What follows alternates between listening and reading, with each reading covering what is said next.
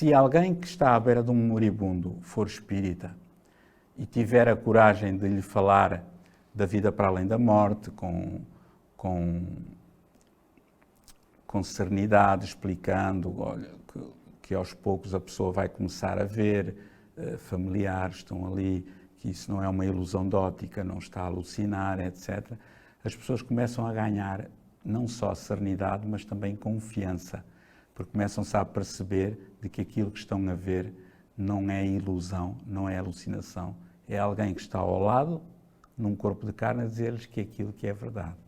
Se porventura o moribundo tem conhecimento da doutrina espírita, é mais fácil dar esse salto, porque ele começa a ver na realidade aquilo que aprendeu outrora, né, quando tinha saúde. Opa, afinal é verdade, aquilo que eu aprendi. Se é que ainda não tinha essa certeza através das experiências nas reuniões de intercâmbio comum espiritual.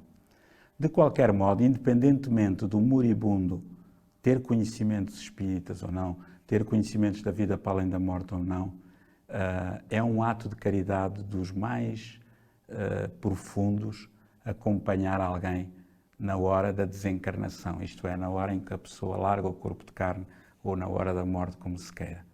Nunca ninguém devia morrer sozinho.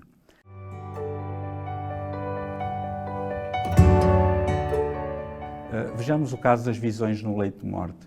No caso das visões do leito de morte, como o próprio nome indica, são pessoas que os moribundos veem. Os menos avisados no assunto têm tendência a dizer que isso são alucinações do moribundo. No entanto, Ernesto Bosano, um eminente pesquisador e cientista espírita italiano, ele pesquisou a fundo esses casos. E há vários tipos de visões no leito de morte. Há visões no leito de morte que são vistas apenas pelo moribundo, de pessoas suas conhecidas, de pessoas que ele não sabe quem são. Há visões no leito de morte que são vistas pelo moribundo e pelos familiares que estão ao lado, o que prova que não é uma alucinação. Há visões no leito de morte que são vistas apenas pelos familiares.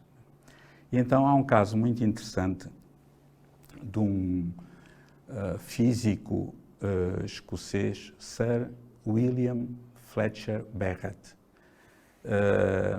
Ele era casado com uma médica obstetra e um dia a sua esposa teve a ajudar num parto muito difícil de uma jovem que teve uma eclâmpsia e que estava a morrer com perda de sangue.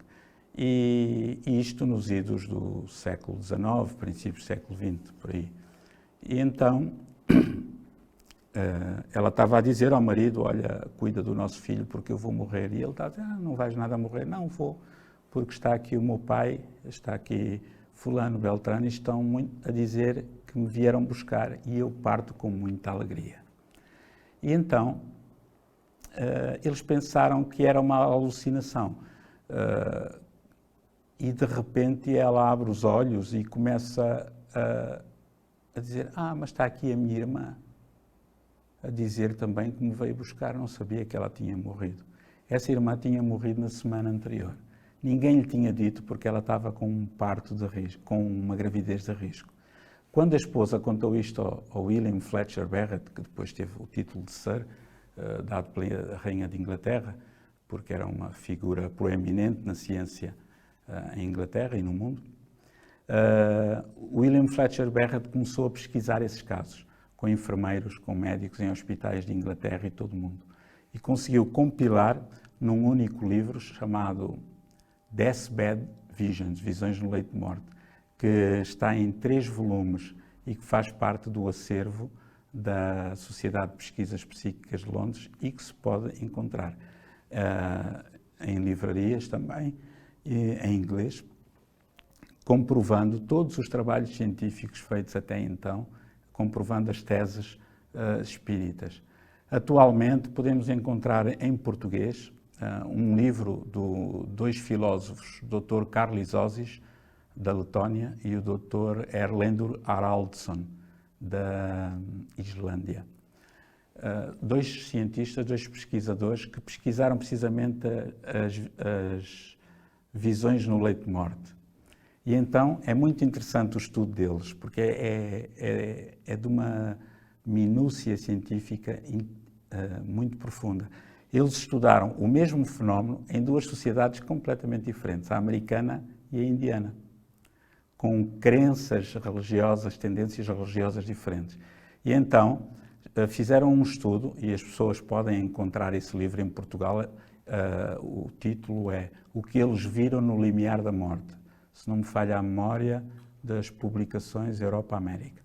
E então, nesse livro, eles concluem que os moribundos nos Estados Unidos, com ou sem instrução, e os moribundos na Índia, com ou sem instrução, os moribundos nos Estados Unidos, ateus, agnósticos ou crentes, e os da Índia, ateus, agnósticos ou crentes, relatavam precisamente as mesmas coisas.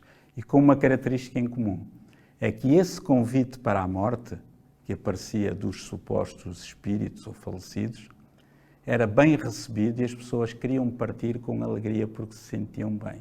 Era um convite que era aceito. Quando isso vai precisamente contra tudo aquilo que é humano, que é o instinto da sobrevivência e de não querer morrer e protelar sempre a morte.